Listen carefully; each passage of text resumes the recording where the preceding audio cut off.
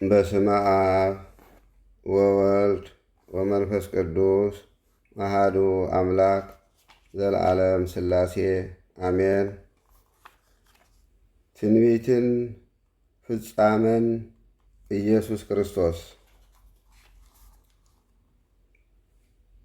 ትርጉምን ምክንያትን ምስጢረ ተዋህዶ።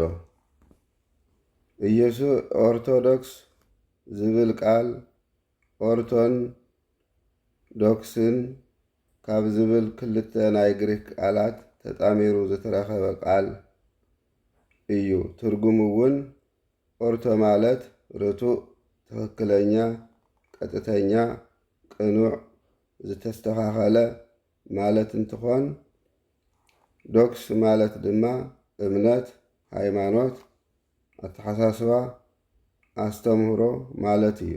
ስለዚ ድማ ኦርቶዶክስ ማለት ርቱዕ እምነት፣ ዝተስተኻኸለ ትምህርቲ ዝሓዘ አተሓሳስባ፣ ዝቐንዐ ሃይማኖት፣ ዘይተዛብዐ ጥንታዊ እምነት ማለት እዩ።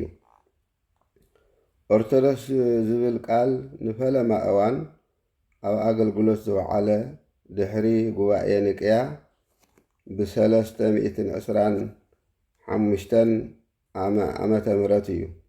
ምክንያቱ ድማ ኣቦታትና ቅዱሳን ሃዋርያት ካብ ዘምሃርዎ ጽሩይ ትምህርተ መለኮት ወይ ወንጌል ወፃኢ ዝኾነ ናይ ምንፍቅና ትምህርቲ ወልዲ ፍጡር እዩ ዝብል ግጉይ ኣስተምህሮ ብኣርዮስ ኣቢሉ ክንገር ስለ ዝጀመረን ኣብ ጉባኤ እውን ቀሪቡ ስሕተት ምዃኑ ብ318 ሊቃውንቲ ተረጋጊጹ ኣርዮስ እውን ተረቲዑ ንሱን ትምህርቱን ብሓባር ምስ ተወገዙ ነቲ ካብ ጥንቲ ጀሚሩ ጸኒዑ ካብ ወለዶ ናብ ወለዶ ካብ ዘመን ናብ ዘመን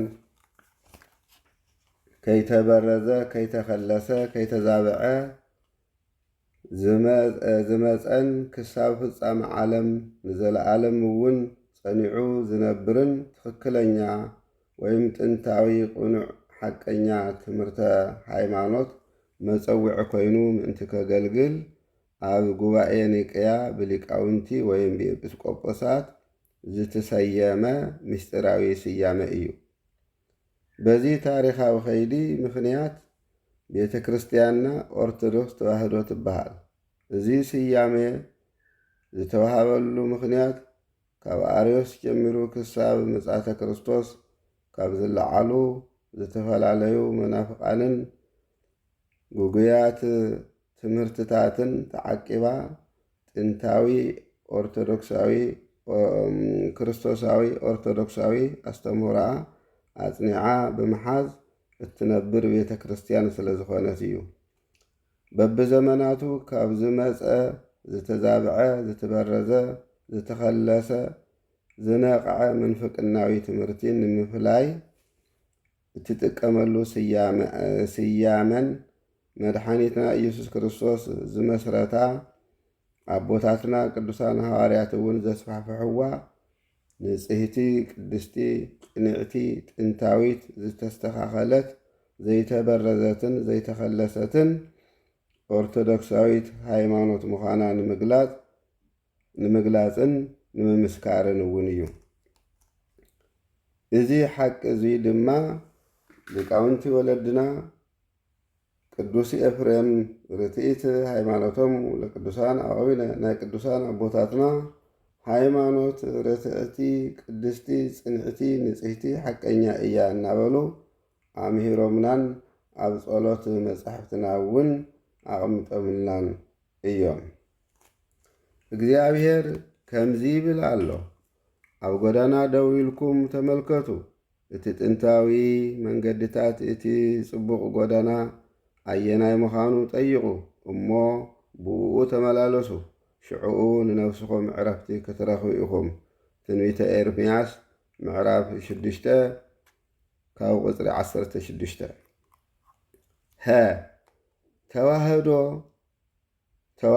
ተዋህዶ ዝብል ቃል ግዕዝ እንትኾን ምስጢራዊ ትርጉሙ ድማ ክልተ ዝነበሩ ኣካላትን ባህርያትን ብተዓቅቦ ብምትሕልላው ተዋሃዱ ሓደ ኾኑ ማለት እዩ። ተዋህዶ አካላዊ ቃል እግዚአብሔር ወልድ ኢየሱስ ክርስቶስ ስጋን ነፍስን አልዒሉ ገንዘብ ጥሪት ገይሩ ፍጹም ሰብ ከም ዝኾነ ዝገልጸልና ረቂቕ ትርጉም ዝሓዘ ምስጢራዊ ቃል እዩ። ምክንያቱ ኢየሱስ ክርስቶስ ፍጹም አምላኽ ወይም መለኮት ኮይኑ እናሃለወ ፍጹም ሰብ እውን ዝኾነ በተዋህዶ ምስጢር አቢሉ ስለ ዝኾነ እዩ። እዚ ማለት ድማ መድኃኒና ኢየሱስ ክርስቶስ ካብ ድንግል ማርያም ስጋን ነፍስን አልዒሉ ተዋሂዱ ካብ ክልተ አካላት ሓደ አካል ካብ ክልተ ባህርያት ሓደ ባህሪ ኮይኑ ብመንፈስ ቅዱስ ረቂቕ ጥበብ ዝተወለደ በተዋህዶ ምስጢር ስለ ዝኾነ እዩ። ለክልተ አካላት ዝበሃሉ አካለ መለኮት ዘይጭበጥ ዘይድህሰስ ረቂቕ እዩ። አካለ ስጋ ዝጭበጥ ዝድህሰስ ግዙፍ እዩ። ካብ ክልተ አካላት ብተዋህዶ ምስጢር ሓደ አካል ኮነ እንትንብል ረቂቕ ዝኾነ መለኮት ርቀቱ ረቂቕነቱ ከይለቐቐ ግዙፍ ዝኾነ ስጋ ግዝፈቱ ከይለቐቐ እዚ ማለት ድማ ረቂቕ መለኮት ንግዙፍ ስጋ ረቂቕ ከይገበሮ ግዙፍ ስጋ እውን ንረቂቕ መለኮት ግዙፍ ከይገበሮ ብምክብባር ብምትሕልላው ብምፍቕቓር ብፍጹም ተዓቅቦ ተዋሃዱ ወይ ሓደ ኾኑ ማለት እዩ። ክልተ ባህርያት ዝበሃሉ ባህርየ መለኮት ዘይመውት ዘይሓምም ዘይደክም ዘይበልዕ ዘይሰቲ ዘይልወጥ እዩ። ባህርየ ስጋ ዝመውት ዝሓምም ዝደክም ዝበልዕ ዝሰቲ ዝዝንግዕ እዩ። ካብ ክልተ ባህርያት በተዋህዶ ምስጢር ሓደ ባህሪ ኮነ እንትንብል ባህርየ መለኮት ናቱ ዘይኮነ ናይ ስጋ ባህርያት ባህሪኡ ናይ ባዕሉ ብምግባር ባህርየ ስጋ እውን ናቱ ዘይኮነ ባህርየ መለኮት ባህሪኡ ወይም ናይ ባዕሉ ብምግባር ብፍጹም ረቂቕ ምስጢር ተዋሃዱ ማለት እዩ። በዚህ ምስጢራዊ ትርጉም መሰረት ድማ ተዋሃደ ማለት ክልተ ዝነበረ አካለ መለኮትን አካለ ስጋን ሓደ ዝኾኑሉ ክልተ ዝነበሩ ባህርየ መለኮትን ባህርየ ስጋን ሓደ ዝኾኑሉ ምስጢር ማለት እዩ። ተዋህዶ ዝብል ቃል እዚ ምስጢራዊ አስተምህሮ ወይም ትርጉም ዝሓዘ ቃል እንትኸውን ቅድስቲ ቤተ ክርስቲያንና ግን ካብዚ ምስጢራዊ ትርጉም ብተወሳኺ ነባር ወይም ጥንታዊ ትምህርተ መለኮት ትምህርተ ተዋህዶ ዝፃረሩ ዘመን ካብ ዝወለዶም ምንፍቅናዊ ትምህርትታት ንምክልኻል ብምሕሳብ ሊቃውንቲ አበው ወለድና ከም መለለይ ስያማኣ ኮይኑ ከገልግል ወይም ክትፅዋዐሉ ገይሮም እዮም። በዚ ምክንያት ድማ ቤተ ክርስቲያንና ኦርቶዶክሳዊት ተዋህዶ ቤተ ክርስቲያን እናተባሃለት ትፅዋዕ። ምክንያት ምስጢረ ተዋህዶ እግዚአብሔር አምላኽ ካብ ኩሎም ፍጥረታት አብሊፁ ብፍሉይ መለኮታዊ ጥበቡ ንወዲ ሰብ ወይም ንአዳም ንጹህ ብዝኾነ ስነ ተፈጥሮ ብዙይ ይቐርዮ እዩ ብዘይበሃል ኩነታት ወይም ክዋኔ ምስ ፈጠሮ ርእሲ ወይም ንጉስ ኩሎም ፍጥረታት ገይሩውን ኣብ ገነት አኺሩ አቐመጦ። ካብዚ ዝተማልአ መንፈሳዊ ክብሪ ጎኒ ንጎኒ ድማ ፍጡርን ፈጣርን ዘፍልጥ ወይም ዝፈልሕ ሕጊ ክህሉ ስለ ዝግብኦ ዕፀ በለስ ከይትበልዕ ብምባል ሕጊ ገይሩ ሃቦ። አዳም ግን ነቲ ኣብ ገነት ዘሎ ፍረታት ኩሉ ክበልዕ ንዕፀ በለስ ግን ከይበልዕ ዝተዋህቦ አምላኻዊ መምርሒ ወይም ትእዛዝ ጥሒሱ ብሰይጣን ዝቐረበሉ ናይ ሓሶት መማረፂ አምላኽ ክትኸውን ኢኻ ዝብል ሓሶት ብምቕባል ከይትገብሮ ዝተባሃለ ሓጢአት ገበሮ፣ ከይትበልዖ ዝተባሃሎ ዕፀ በለስ ድማ በልዖ። እዚ ናይ ዘይምእዛዝ ሓጢኣት ወይም ጥንቲ ኣብሶ ተኸቲሉ ድማ ባህሪኡ ጎስቆለ፣ ንጹህ ዝነበረ ሰብነቱ ረኸሰ፣ ጸጋኡ ተገፊፉ ዕርቃኑ ቀረየ። ኣብ መወዳእታ ድማ ካብ ገነት ክባረር ተፈረዶ። ብተወሳኺ ድማ ኣዳም ሓጢኣት ቅድሚ ምፍጻሙ ዝእዘዝዎ ዝነበሩ እንስሳት ኣበይዎ፣ ዝቐርብዎ ዝነበሩ ረሓቕዎ፣ ዘፍቅርዎ ዝነበሩ ተጻልእዎ። ናይዚ ኩሉ መንቀሊ ድማ እቲ ብኣምላኹ ዝተውሃቦ ሕጊ ብምፍራሱ ወይም ብዘይምእዛዙ ምዃኑ። ኣዳም ካብ ልቡ ኣሚኑ ንስሓ ኣተወ፣ ናብ ፈጣሪ እውን ምሕረት ወይ ምሕድገት ሓጢኣት ምእንቲ ክረክብ ኣእዳው ዘርግሐ ምሂር እናነብዐ ድማ ናብ ኣምላኹ ተማሕፀነ። ካብ ልቡ ተነሲሑ ይቕረታ ንዝሓትት ሰብ ይቕረ ዝብል ርህሩህ ኣምላኽና ድማ ኣዳም ሓረኒ ኢሉ ብንስሓን ብንብዓትን ናብኡ ምስ ተመለሰ ካብ ሰማያት ወሪዱ ካብ ድንግል ማርያም ሰብ ኮይኑ ተወሊዱ ሓጢኣቱ ይቕረ ኢሉ ደምሲሱ ናብ ገነት ከም ዝምልሶ ናይ ምሕረት ቃል ኪዳን ኣተወሉ። ደቂ ሰባት ካብ መርገመ ስጋን ካብ መርገመ ነብስን ካብ ሞተ ስጋን ካብ ሞተ ነብስን ዝድሕንሉ ዘመን ዘመነ መርገም ዘመነ ፍዳ ኣብቂዑ ዘመነ ምሕረት ዘመነ በረከት ዝዓስለሉ ዘመን ምስ በጽሐ ድማ ኣቐዲሙ ብዝኣተዎ ቃል ኪዳን መሰረት መለኮታዊ ልዕልንኡ ከም ዘሎ እናሃለወ ብፍጹም ትሕትና ዝፈጠሮ ስጋ ንምዋሃድ ብግብሪ መንፈስ ቅዱስ ኣብ ማህፀን እኖና ቅድስቲ ድንግል ማርያም ሓደረ። ድሕሪ 9 ወርሒ ድማ ሰብ ኮይኑ በተዋህዶ ምስጢር ኸቢሩ ብፍጹም ድንግልና ተወለደ። በዚ ምኽንያት ድማ ድንግል ንፈጣሪኣ ወለደት። ክርስቶስ ድማ ሰብ ንምድሓን ንዝፈጠሮ ስጋን ነብስን ተዋሃደ ብምባል ሊቃውንቲ ናይ ድንግል ማርያም ልዕልናን ናይ ኢየሱስ ክርስቶስ ትሕትናን እናነጻጸሩ ብስፍሓት የመስጥርዎ፣ ይትርጉምዎን ይትንትንዎን። ነዚ ረቂቕ ኣስተምህሮ ብስፍሓት ግንዛበ ምእንቲ ክህልወና ሃይማኖተ ኣበው ዝብል ናይ ሊቃውንቲ ኣቦታትና ረቂቕ ኣስተምህሮ ዝሓዘ መጽሓፍ ምንባብ ኣገዳሲ እዩ። ግዚኡ ምስ በጽሐ ግና እግዚኣብሔር ነቶም ኣብ ትሕቲ ስልጣን ሕጊ ዝነብሩ ምእንቲ ክበዘው ንሕና እውን ናይ ውልድነት ስልጣን ምእንቲ ክንረክብ ንወዱ ለኣኾ ካብ ሰበይቲ እውን ተወለደ ንሕጊ እውን ተኣዛዝ ይኾነ።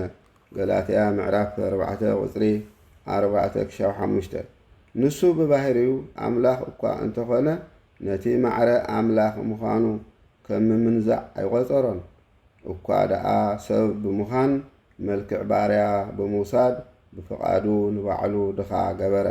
ፊልጵስዩስ ምዕራፍ 2 ቁፅሪ 6-9 ኦ ለዝንቱ መንክር ልዑል ላዕለ ኩሉ ህሊናት ብእሲት ምድራዊት ወለደቶ ለእግዚአብሔር ቃል ዘኮነ ሰብአ ድንግል ወለደቶ ለገባሪሃ ወለሊሁ ፈጠረ ወላዲቶ ወእምኒሃ ነስአ ስጋ ዘውእቱ ፈጠራ ካብ ኩሉ ሕሊናት ንዝረሓቐ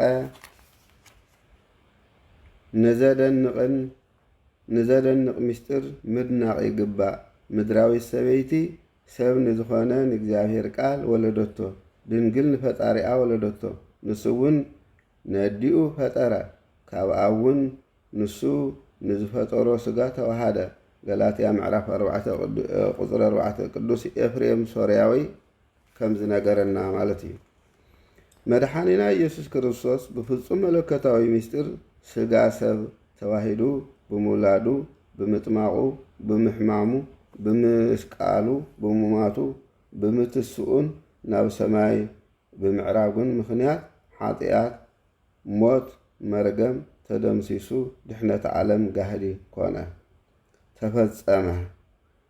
ደቂ ሰባት ንዘመናት ተሸክመምዎ ካብ ዝነብሩ ናይ ሞት ባርነት ነፃ ኾኑ። ሰማይን ምድርን ሰባትን መላእኽትን ሰባትን እግዚአብሔርን ስጋን ነፍስን ተዓሪቖም ድማ ፍጹም ሰላም ኮነ። ብምስጢረ ተዋህዶ ኣቢሉ ብዝተፈጸመ ኣምላኻዊ ናይ ድሕነት ምዕራቕ ስራሕ ምኽንያት ድሕነተ ስጋ ድሕነተ ነፍስ በረከተ ስጋ በረከተ ነፍስ ንደቂ ሰባት ተዋሃበ። እግዚአብሔር በቲ ወዱ ኣብ መስቀል ከም ዘፍሰሶ ደም ሰላም ገበረ። ነቲ ኩሉ ኣብ ሰማይ ዘሎን ኣብ ምድሪ ዘሎን ምስ ባዕሉ ዓረቆ። ቆላስዩስ ምዕራፍ 1 ቁፅሪ 20 ከም ዝነግረና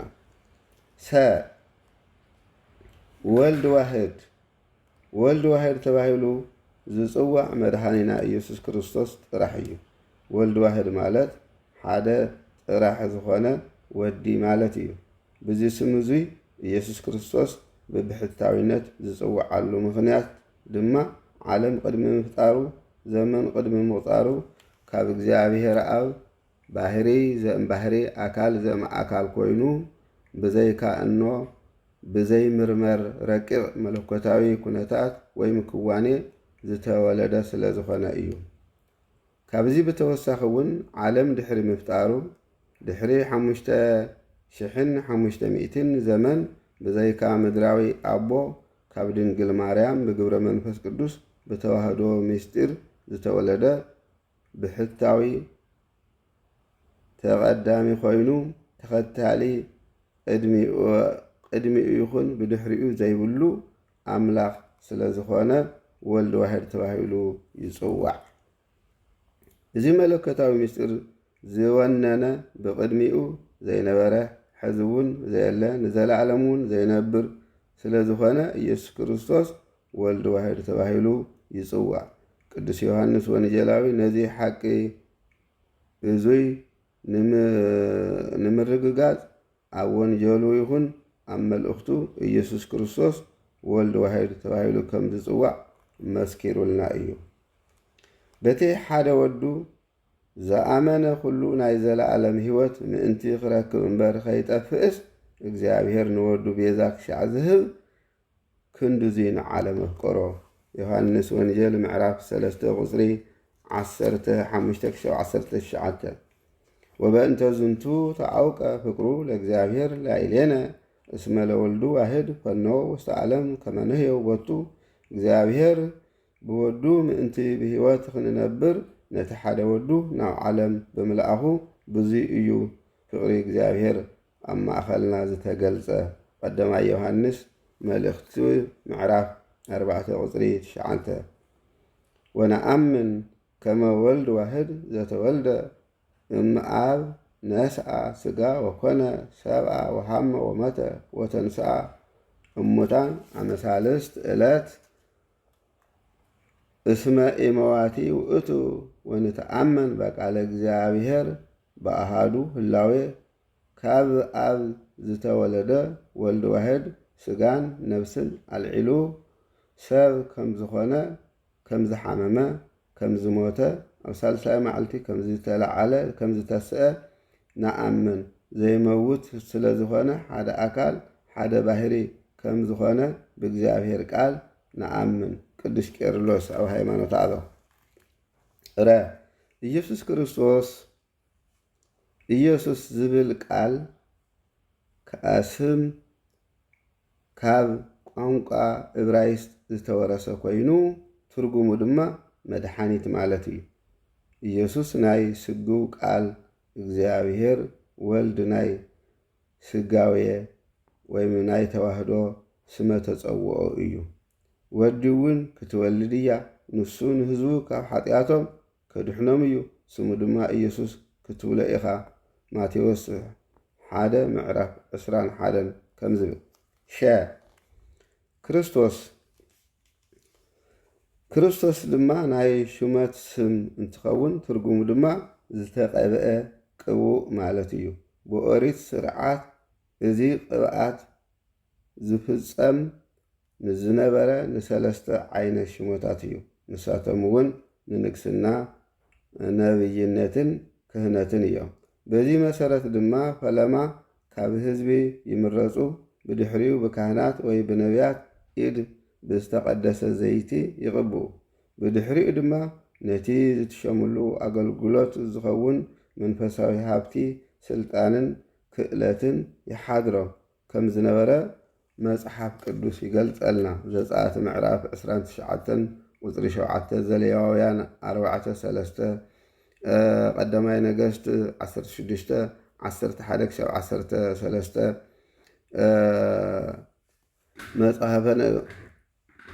ካልኣይ መጽሓፈ ነገሥት ምዕራፍ 1 ቁፅሪ 39። ናይ መድሓኒና ኢየሱስ ክርስቶስ ሽሞት ግን ካብዚ ከምዚ ዝበለ ናይ ፍጡራን ከይዲ ቅብኣት ፈፂሙ ዝተፈለየ እዩ። ምክንያቱ ድማ ኢየሱስ ክርስቶስ ዋላ እኳ ስጋ ሰብ ተዋሂዱ ፍጹም ሰብ ይኹን እምበር ፍጹም ኣምላኽ እውን ስለ ዝኾነ ዝቐብኦን ዝሾሞን እግዚኣብሔር እዩ። ብፍጡር ኢድ ፈፂሙ ኣይተቐብአን ኣይተሾመን። ብምዃኑ እውን ኢየሱስ ክርስቶስ ብዘይካ ናይ ፍጡር ካህን፣ ነቢይ፣ ኢድን ምድራዊ ዘይትን ብእግዚኣብሔር ፍጹም መለኮታዊ ምስጢር ብመንፈስ ቅዱስ ዝተሾመ ዝተቐብአ እዩ ኢልና ንኣምን። ክርስቶስ ማለት መሲሕ ማለት እውን እዩ። ክርስቶስ ከመይ ኢሉ ንናይ ናዝሬት ኢየሱስ ብመንፈስ ቅዱስን ብሓይልን ከም ዝቐብኦ ንሱ ከዓ እግዚኣብሔር ምስኡ ስለ ዝነበረ ኣብ ኩሉ ጽቡቕ ከም ዝገበረን ንኩሎም ነቶም ንሰይጣን ዝተገዝኡ ከም ዘሕወዮምን ንስኻትኩም ትፈልጡ ኢኹም። ግብሪ ሃዋርያት ምዕራፍ 10 ቁፅሪ 38። ናይ ጎይታ እግዚኣብሔር መንፈስ ኣብ ልዕለይ እዩ፣ ንድኻታት ብስራት ክሰብኽ እግዚኣብሔር ቀቢኡኒ እዩ እሞ። ኢሳይያስ ምዕራፍ 61 ቁፅሪ 1።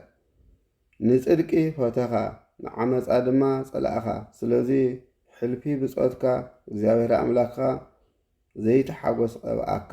መዝሙር 45 ቁፅሪ 7፣ ዕብራውያን 1 ቁፅሪ 9። ኣማኑኤል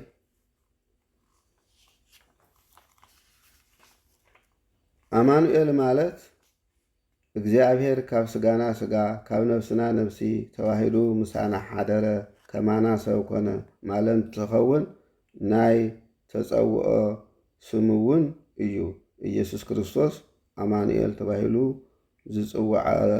ዝተፀውዓሉ ምክንያት ኣቐዲሙ እቲ ብነቢያት ነቢይ ኢሳይያስ ዝተነገረ ቃል ትንቢት ንምፍፃምን ብፍጹም ምስጢር ተዋህዶ ፍጹም ሰብን ፍጹም ኣምላኽን ወይም ስጉው ቃል ምዃኑ ንምግላጽ ዓላማ ዝገበረ እዩ። ዮሃንስ 1 ቁፅሪ 14፣ ኢሳይያስ 7 ቁፅሪ 15። እንሆ ድንግል ክትጸንስ ወዲ እውን ክትወልድ ስሙ እውን ኣማኑኤል ክበሃል እዩ። ማቴዎስ 1 ቁፅሪ 23። እንሆ ድንግል ክትጸንስ ወዲ እውን ክትወልድ እያ፣ ስሙ እውን ኣማኑኤል ክበሃል እዩ። ትርጉም እውን እግዚኣብሔር ምሳና ሓደ ኾነ ማለት እዩ ተባሂሉ ዝተነገረ ትንቢት ምእንቲ ክፍጸም ድንግል ወዲ ወይም ሰብኣይ ከይፈለጠት ጠነሰት። እግዚኣብሔር ምሳና ሓደ ምእንቲ ክኸውን ወለደቶ። ብምውላዳ እግዚኣብሔር ምስ ሰብ ሓደ ምእንቲ ክኸውን ምሳሌ ምዕራፍ 8 ቁፅሪ 22፣ ኢሳይያስ 7:14፣ ማቴዎስ 1 ቁፅሪ 18-20፣ ሉቃስ ምዕራፍ 1 ቁፅሪ 34። ቅዱስ ቄርሎስ እውን ኣብ ሃይማኖት ኣበው ከም ዝገለጸልና ማለት እዩ። ክልተ ልደታት ኢየሱስ ክርስቶስ። ቀዳማዊ ልደት።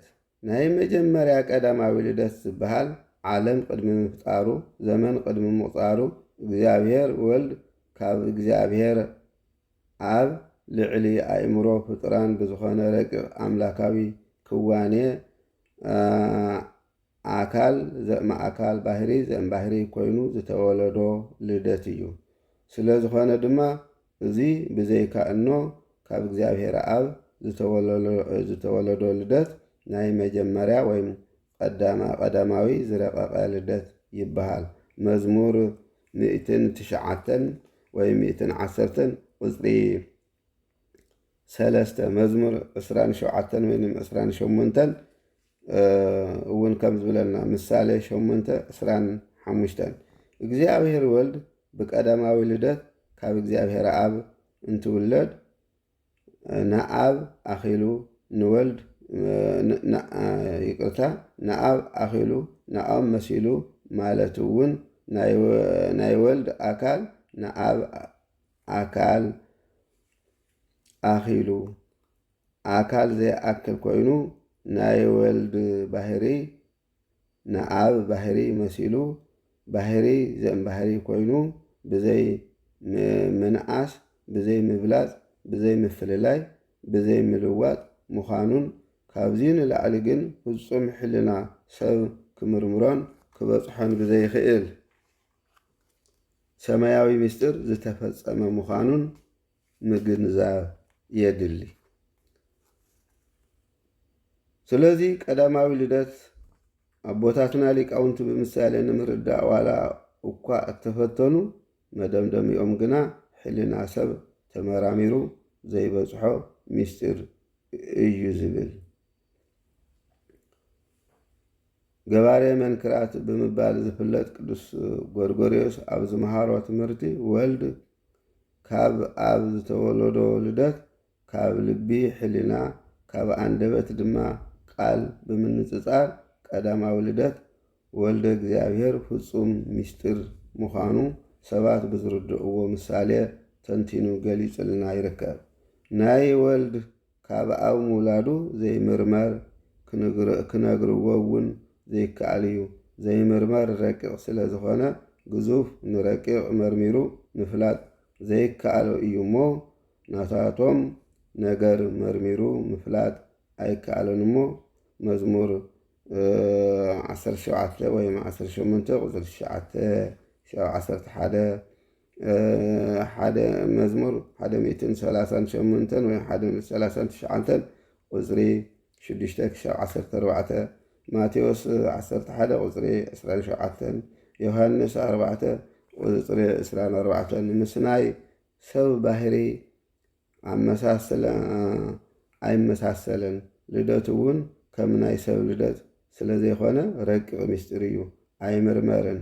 ኢሳይያስ ምዕራፍ 40 ቁፅሪ 25 መዝሙር 68 ወይ 69 ቁፅሪ 6 ግብረ ሃዋርያት ምዕራፍ 17 ቁፅሪ 29 ዮሃንስ 16 ቁፅሪ 27-28 ቅዱስ ጎርጎርዮስ እውን ብሃይማኖት ኣበው ከም ዝመሃረና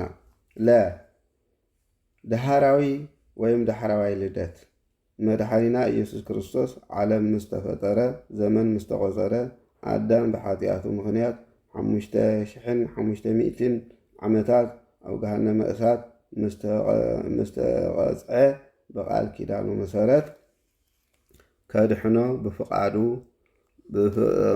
ብፍቃድ ኣቡኡን ብፍቃድ መንፈስ ቅዱስን ካብ መንበረ ፃኦት ወሪዱ ብዘይካ ምድራዊ ወይም ስጋዊ ኣቦ ካብ እኖና ቅድስቲ ድንግል ማርያም ስጋን ነፍስን ተዋሂዱ ዝተወለዶ ልደት ዳህራዊ ወይም ዳሕራዋይ ወይ ካልኣይ ልደት ይበሃል።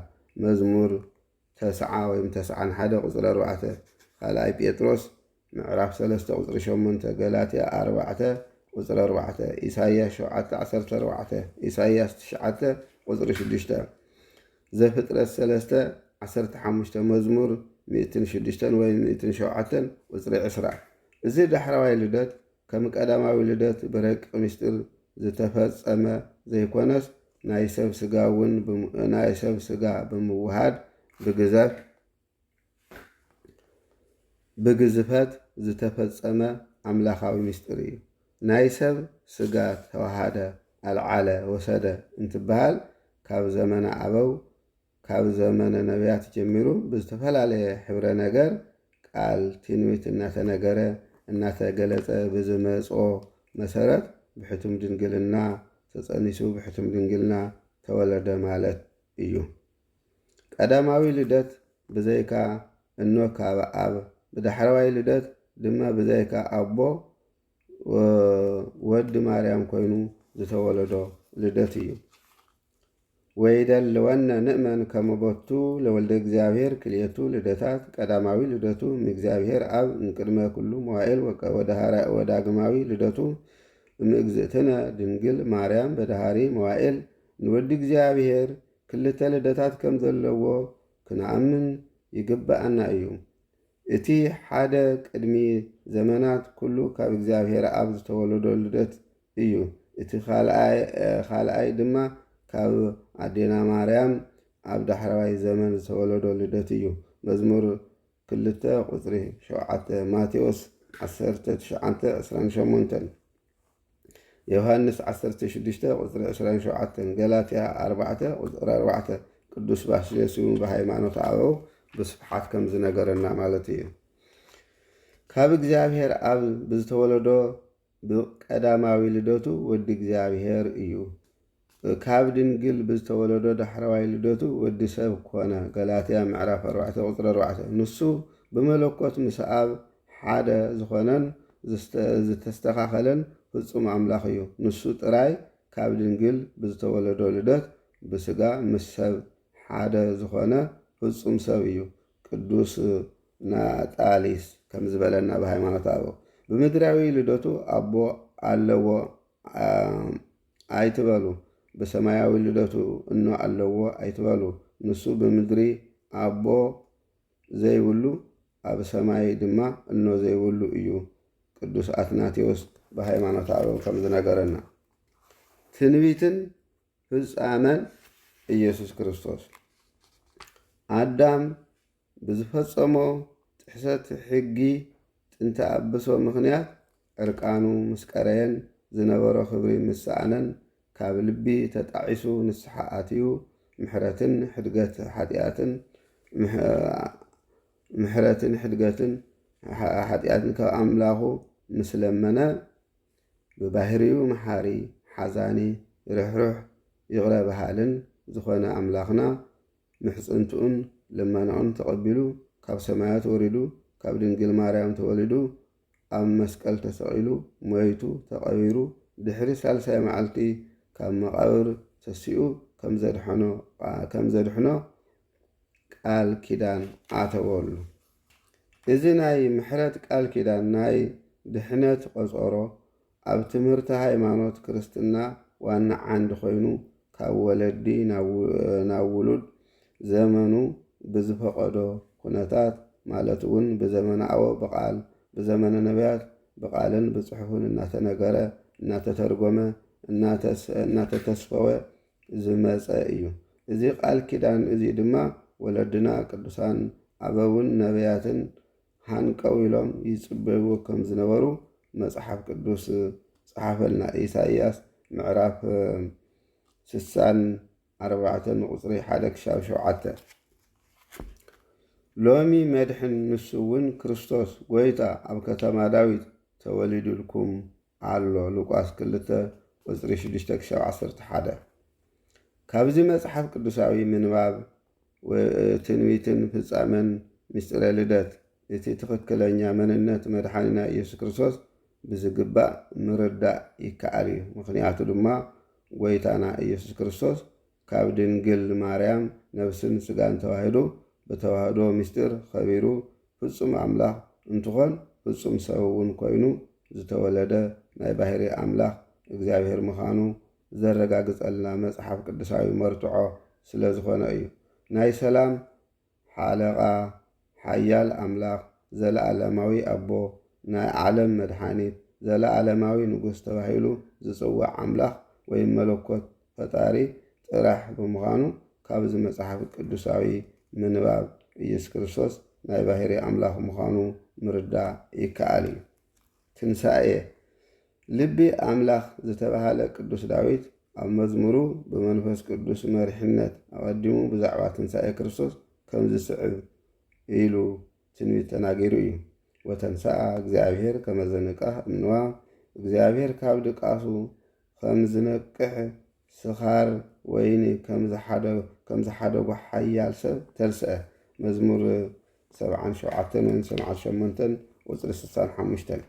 እዚ ቃል ትንቢት ዝተፈጸመ ምእንቲ ሕድገት ሓጢኣት ዓለም ኢሉ ተሰቒሉ ምስ ሞተ ድሕሪ 3 መዓልትን ለይትን መግነዝ ፍትሑለይ መቃብር ክፈትለይ ከይበለ ብመለከታዊ ሓይሉ ወይም ስልጣኑ ካብ መቃብር ብምትሳእ ጥፍኣት መቃብርን ባርነት ዲያብሎስን ደምሲሱ ንደቂ ሰባት ድሕነት ህይወት ኣቢስሩ ናይ ትንሣኤ ሙታን በኽሪ ብዝኾነ ብመድሓኒና ኢየሱስ ክርስቶስ ኣቢሉ እዩ። ንሱ ኣብዚ የለን ከምቲ ዝበሎ ተስኡ እዩ። ንዕነ ነቲ ጎይታ ተቐቢሩሉ ዝነበረ ስፍራ ረአያ። ማቴዎስ 28 ቁፅሪ 6 ከም ዝብል ካብዚ መጽሓፍ ቅዱሳዊ ምንባብ ትንቢትን ፍጻመን ትንሣኤ ክርስቶስ እውን ኣማናዊ መንነት ማለት እውን ናይ ባሕሪ ኣምላኽነት ኢየሱስ ክርስቶስ ብዝግባእ ምርዳእ ይከኣል። ምክንያቱ ድማ ቅዱስ ዳዊት ብግልፂ ወተንሳአ እግዚአብሔር ተሳአ ብምባል እቲ ኣብ ሳልሳይ መዓልቲ ካብ መቃብር ብመለከታዊ ሓይሉ ዝተስአ ወይም ዝተለዓለ ኢየሱስ ክርስቶስ እግዚአብሔር ወይም ኣምላኽ ፈጣሪ ምዃኑ ገሊፁ ኣመስጢሩ ስለ ዝገለጸልና ስለ ዝመስከረልና እዩ።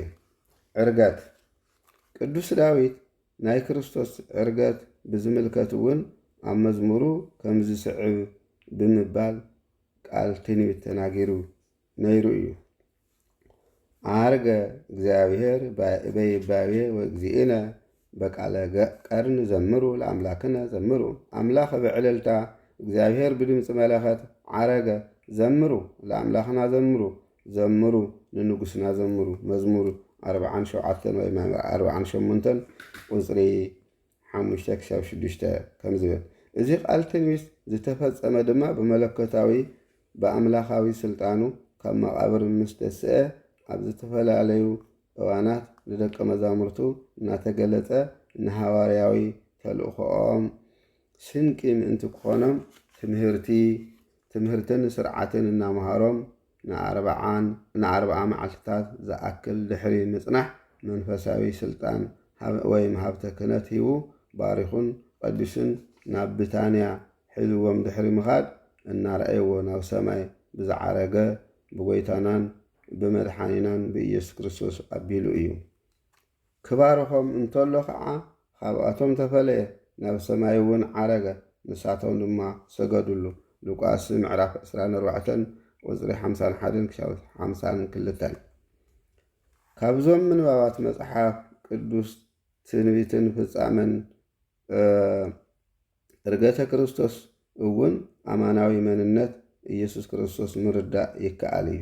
ምክንያቱ ድማ ቅዱስ ዳዊት ብግልፂ እግዚአብሔር ዓረገ ብምባል መድሓኒና ኢየሱስ ክርስቶስ ናይ ባሕሪ ኣምላኽ እግዚአብሔር ምዃኑ ኣረጋጊፁ ስለ ዝገለጸልና እዩ። ዳግማይ ምጽኣት ክርስቶስ ምስጢረ ድሕነት ኣቐዲሙ ብመንፈስ ቅዱስ ዝተገለጸሉ ቅዱስ ዳዊት ብዛዕባ ዳግም ምጽኣት ክርስቶስ እውን ትንቢት ተናጊሩ እዩ። እግዚአብሔር እሰ ገሃደ ይመጽእ ወአምላክነሂ ኢያረምም። እግዚአብሔር ብገሃድ ክመጽእ እዩ፣ ኣምላኽና ክመጽእ እዩ፣ ስቕ እውን ኣይብልን። መዝሙር 49 ወይም 50 ቁፅሪ 2-3። እዚ ቃል ትንቢት ወይም ተስፋ ዝፍጸም ድማ ብመድሓኒና ኢየሱስ ክርስቶስ ኣቢሉ እዩ። ቅዱሳን ሃዋርያት ሃብተ ክህነትን ሓደራ ሃዋርያዊ ተልእኾን ምስ ተቐበሉ መድሓኒና ኢየሱስ ክርስቶስ ካብ ማእኸቦም ቀስ እናበለ ናብ ሰማይ እንትዓርግ ሃዋርያት ናብ ሰማይ እንቃዒሮም ይመልከትዎ ነበሩ። ሽዑኡ ድማ ብርሃናውያን መላእኽቲ ተገሊጾም እዚ እናርአኸምዎ ናብ ሰማይ ዝዓረገ ኢየሱስ ክርስቶስ ከምኡ እውን ብገሃድ ኩሉ እናረአዮ ዳግም ንፍርዲ ክመጽእ እዩ ኢሎም ነገርዎም። ብመሰረት ምስክርነት ቅዱሳን መላእኽቲ እውን ኣቐዲሙ ባዕሉ ብዝመሃሮም ትምህርትን ተጸናኒዖም ድማ ናብቲ ዝኣዘዞም ናብ ዝኣዘዞም ቦታ ናብ ጽርሐ ጽዮን ወይም ኢየሩሳሌም ተመሊሶም ብጾምን ብጸሎትን ንፈጣሪኦም ይልምኑ ከም ዝነበሩ መጽሓፍ ቅዱስ ይምስክረልና። ኣብቱም ናይ ገሊላ ሰባት ስለምንታይ ኢኹም ናብ ሰማይ አንቃዕሪርኩም እናጠመትኩም ደው ኢልኩም ዘለኹም? እዚ ካባኻትኩም ናብ ሰማይ ዝዓረገ ኢየሱስ ከምቲ ናብ ሰማይ ክዓርግ እንተሎ ዝረኣኹምዎ ከምኡ ኢሉ ከዓ ክመጽእ እዩ። ብድሕሪዚ ሃዋርያት ካብ ደብረ ዘይት ናብ ኢየሩሳሌም ተመለሱ። ግብሪ ሃዋርያት ምዕራፍ 1 ቁጽሪ 11-12 ካብዚ መጽሓፍ ቅዱሳዊ ምንባብ ወይም ትንቢት ተስፋን ዳግም ምጽአት ክርስቶስ እውን ኣማናዊ መንነት ኢየሱስ ክርስቶስ ብግልፂ ምርዳእ ይከኣል። ምክንያቱ ድማ ቅዱስ ዳዊት እግዚአብሔር ብግሃድ ክመጽእ እዩ እንትብል ቅዱሳን መላእክቲ ድማ እቲ ብቅዱስ ዳዊት ኣቀዲሙ ክመጽእ እዩ ዝተባሃለ እግዚአብሔር ኢየሱስ ክርስቶስ ምዃኑ ገሊጾም ምምስካሮም የረድአና። በዙይ እውን ኢየሱስ ክርስቶስ ናይ ባህሪ ኣምላኽ እግዚአብሔር ምዃኑ ካብዞም ምንባባት መጽሓፍ ቅዱስ ምርዳእ ይከኣል። እግዚአብሔር ኣምላክና ዝሰማዕናዮ ኣብ ልቡናና ይሕድረልና። ሰሚዕና ክንፍጽሞ ክንርድኦ እግዚአብሔር ይፍቀደልና። ካብ ሰንበት በረከት ረድኤት ክብሪ ይኽፈለና። ሰዓተ መዓልቱ ባሪኩ ቀዲሱ ከም ዘውዓለና ሰዓተ ለይቱ ባሪኩ ከም ዘሕደረና ሰዓተ መዓልቱ እውን ብሰላም ባሪኩ ቀዲሱ የውዕለና። ንዝሓመመ ምሕረት ንዝጠመየ እኽለ በረከት ኣብ ስደት ኣብ መከራ ንዘበለ ህዝብና እውን ናብ ኑሩ ሰላምን መረበቱን ይምለሰልና። እግዚአብሔር ምስ ኩላትና ይኹን። ወስብሐት ለእግዚአብሔር።